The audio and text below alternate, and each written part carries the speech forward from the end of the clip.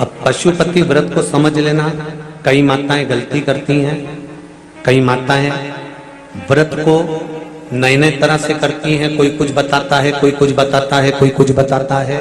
उस व्रत को आप समझ लीजिए, पशुपति व्रत को। पशुपति व्रत 5 सोमवार का होता है। कितने सोमवार होते हैं अच्छे से समझ लेना। 5 सोमवार का व्रत है। आज अष्टमी का दिन आप लोग अच्छे से समझ लोगे तो आपको फिर कोई ये नहीं होगा कि मैंने व्रत करा और मेरा काम क्यों नहीं हुआ। उसमें अपने को अपनी गलती छांटना है कि गलती कहां हो गई। पशुपति व्रत 5 सोमवार का होता है। बीच में किसी सोमवार पर यदि एकादशी पड़ जाए या कोई तीज पड़ गई या कोई त्योहार पड़ गया, कोई नवरात्रि का व्रत कर रहे हो या कोई त्योहार का व्रत कर रहे हो या कोई तिथि का व्रत कर रहे हो और उस दिन सोमवार पड़ गया, अब आपने विचार करा कि मेरा पशुपति का भी व्रत है और साथ में तीज का भी व्रत है, तो कौन सा व्रत करूं मैं। तो उस समय पर आपको पशुपति व्रत छोड़ देना चाहिए। फिर आप तीज का व्रत कर लो, या चतुर्थी का करती हो तो चतुर्थी का करो, छठ का करती हो तो छठ का करो, नवरात्रे के व्रत करती हो तो नवरात्रे के करो। 5 व्रत पशुपति होते हैं। व्रत करने के लिए जब आप निश्चित करें कि मुझे इस सोमवार से पशुपतिनाथ के व्रत करना है, जीजियों भाइयों ध्यान रखना, उस दिन सुबह स्नान करने के बाद में बड़े प्रेम से पूजन की थाली लगा लो। उसमें चंदन, अबीर, गुलाल, जो भी आप रखना चाहें, रौली, चावल, मौली, जनेऊ, पंचामृत, चाहो तो अलग अलग ले जाओ, चाहो तो एक साथ मिलाकर ले जाओ। भगवान शंकर की पूजन करो सुबह के समय पर और शिव जी का पूजन कर कर, आराधना कर कर भगवान शंकर से प्रार्थना करो, हे शिव जी, हे ओगड़दानी, हे त्रिकालदर्शी, हे कैलाशी, अविनाशी, आज से मैंने पशुपति व्रत प्रारंभ करेगा। बाबा मेरा ये व्रत इस कार्य के लिए मैं कर रही हूं, आप स्वीकार करना। बाबा को निवेदन करना। पूजन का सामान थाली में उतना लेकर जाना कि सुबह भी काम आ जाए और शाम को भी काम आ जाए। अलग से पूजन का साहित्य में शाम को अलग से नहीं रखना। थाली में उतना ही रख के ले जाओ जितना सुबह भी काम आए और शाम को भी काम आए। बाबा को निवेदन कर कर पूजा की थाली वापस ले आओ।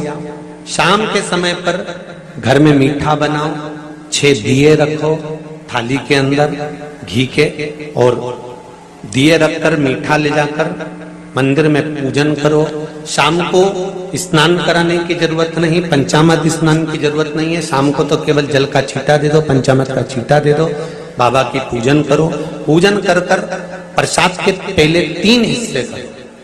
3 हिस्से करने के बाद फिर आप दिया लगाइए। फिर बाबा को कितने दिए लगाना है? जम के बोलो, 5 दिए लगाना है आपको शंकर भगवान को।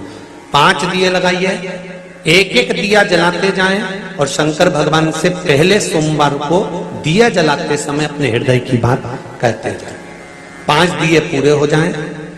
छठा दिया जलाना नहीं है, उसको थाली में वापस रख लेना। दिए को थाली से नीचे उतारना जरूर। कौन से दिए को? जम के बोलो जरा।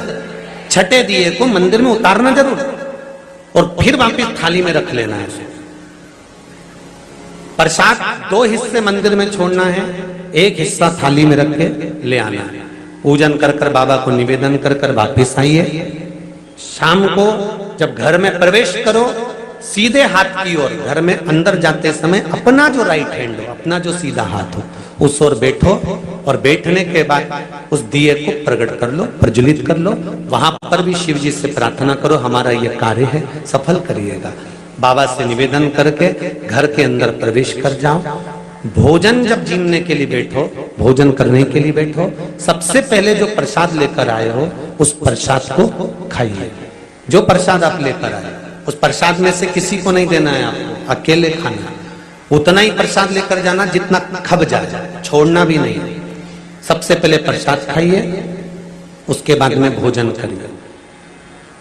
इस व्रत में सुबह आप फलहार कर सकते हो, शाम को भोजन कर सकते हो। भोजन में ये जरूरी नहीं है कि मीठा ही खाना है, नमकीन भोजन भी कर सकते हो। बस मीठा कब खाना है, जब प्रसाद का एक हिस्सा लेकर आओ तो वो एक हिस्सा आप खाओ। उसके बाद में जब भोजन करो तो नमक का करो, कोई मना नहीं, मिर्ची का करो, पर उसमें दिखावा ना करो और भोजन करें। ऐसे 5वां जब सोमवार आ जाए, बीच में अगर कोई सोमवार छूट भी जाए तो व्रत करना, पूजन मत करना। कोई रजो धर्म आ गया, रजस वाला धर्म आ गया, कोई कार्य आ गया तो उसमें पूजन करना, पूजन नहीं करना है, उसमें व्रत जरूर करना। और जब 5वां व्रत रहे और 5वां व्रत जब रहे तो उस 5वें व्रत में जब सुबह पूजन कर आओ, शाम को पूजन करो, तो शाम को भगवान पर 108 या तो चावल के दाने, मूंग के दाने या बेलपत्र या फूल की पत्ती, जो भी 108 चढ़ा सकते हो भगवान को चढ़ाकर एक श्रीफल 11 रुपए उस पे रखकर शिव जी से निवेदन कर कर घर पर आ जाइए, दिया लगाइए और बाबा से निवेदन कर कर प्रसाद पाइए। अगर नियम से कर लिया तो मेरा विश्वास कहता है 5 सोमवार के अंदर ही आपका काम हो जाएगा, 5वें तक पहुंचोगे। ये शिव शंभु शरणे मांगू घड़ी घड़ी दुख दया करी निदर्शन आपो। 5 व्रत पूर्ण कर, एकादशी पड़ जाए, रजस्वला धर्म पड़ जाए, कोई कारण पड़ जाए तो फिर व्रत को आगे बढ़ाए, पर 5 गिन के 5। ऐसा मेरा शिव है। पशुपति नाथ भगवान का स्मरण देवताओं ने किया, समय आया, आगे वर्णन आया। अंधकासुर मारा गया, तब हिरण्याक्ष को क्रोध आ गया। अंधकासुर जब मरा तब हिरण्याक्ष को क्रोध आया, और हिरण्याक्ष को क्रोध आया कि बताओ मेरा भतीजा मर गया, मेरा भाई मर गया, और भतीजा और भाई ये दोनों मर गए, मेरा सगा भाई आज मारा गया और मेरा भतीजा मारा गया। हिरण्यकशिपु को क्रोध आ गया और उसने तुरंत विचार कर लिया कि अब मैं तप करूंगा, ब्रह्मा जी से वर प्राप्त करूंगा। तप करो, ब्रह्मदेव से वर प्राप्त करो, ना नीचे मरूं ना ऊपर मरूं। सुनिए भागवत, ना अंदर मरूं ना, बोलते जाओ, बाहर मरूं, ना अस्त्र से मरूं ना नर से, पशु से, ना दिन में ना ही 12 महीने में। वर मांगा था ना 12 महीने में नहीं मरूं, मेरे लिए कोई 13वां महीना है।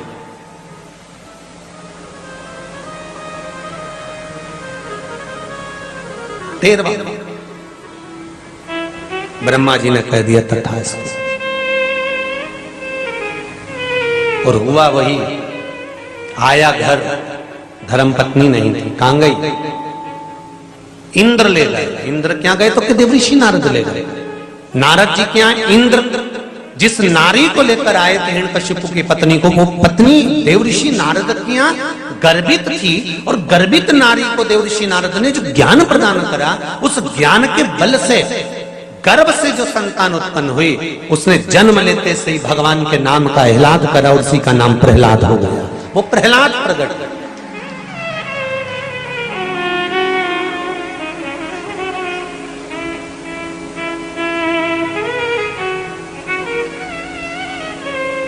पूछा हिरण्यकशिपु ने, मेरी धर्म पत्नी आपकी? हाँ, ये आपका पुत्र, ले जाओ। गुरु का काम केवल इतना ही है, एक सतगुरु का काम संस्कार देने का है, राष्ट्र को संवारने का है, संस्कृति की ओर लेकर जाने का है। सभ्यता की ओर लेकर जाने का है। गलत मार्ग पर अगर कोई चल रहा है तो उसको सतमार्ग बताने का है। गुरु सतमार्ग की ओर लेकर जाता है, और वो किया। देव ऋषि नारद ने गर्भस्थ बालक को जो ज्ञान दिया है उसके बराबर कोई ज्ञान नहीं दे सकता। और हमारे यहां भी शास्त्र कहता है गर्भ का ज्ञान प्रथम ज्ञान होता है। अभिमन्यु का चरित्र भी कहता है माता के गर्भ में बैठकर चक्रव्यूह में प्रवेश करना सीख गया था। मां सो गई तो चक्रव्यूह से बाहर निकलना भूल गया था, क्योंकि मां सो गई थी। और आपसे भी निवेदन है मेरी भारत माता की माताओं से, जितनी माताएं इस पावन शिव महापुराण की कथा को सुन रही हैं, चाहे आस्था चैनल पर, चाहे फेसबुक यूट्यूब पर, और चाहे इस पावन रायसेन के पावन प्रांगण में, आपसे भी निवेदन करना चाहूंगा कि बच्चों को ज्ञान दीजिए, संस्कार दीजिए, और उसको हमारे सनातन धर्म के बारे में बताना प्रारंभ करिए, नहीं तो आने वाली पीढ़ी रोना चालू कर देगी। उसको संवारने की जवाबदारी आपकी है, उसको सुधारने की जवाबदारी आपकी है।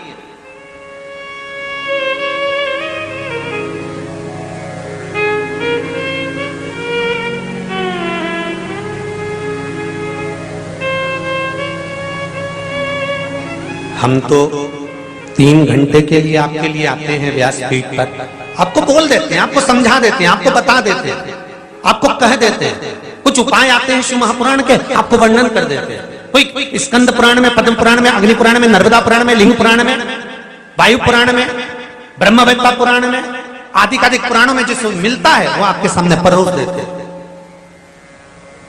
पर जवाबदारी आपकी है, आप उसमें से कितना ग्रहण कर रहे हैं और कितना ग्रहण कर कर संसार को दे रहे हैं, अपने परिवार को, अपने कुटुंब को, अपने बच्चों को दे रहे हैं। ये जवाबदारी आपकी है।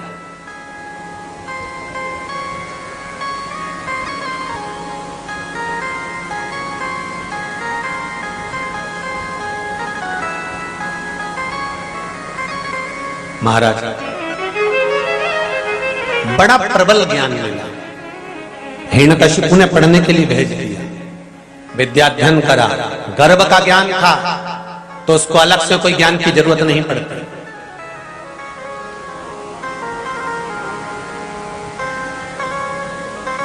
जब गर्भ में संतान होती है तो पहले की बुजुर्ग माताएं कहती थी रामायण पढ़ो, गीता पढ़ो, शिव पुराण पढ़ो, थोड़ा सा काम करो, शरीर से थोड़ा काम करो। आज के जमाने में तो डॉक्टर कह देते हैं बेड रेस्ट, केवल पड़ी रहो और व्हाट्सएप चलाती रहो।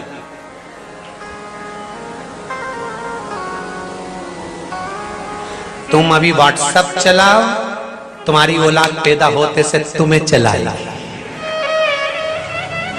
तुम भेजना स्कूल, वो भोजपुर घूमने निकल जाए।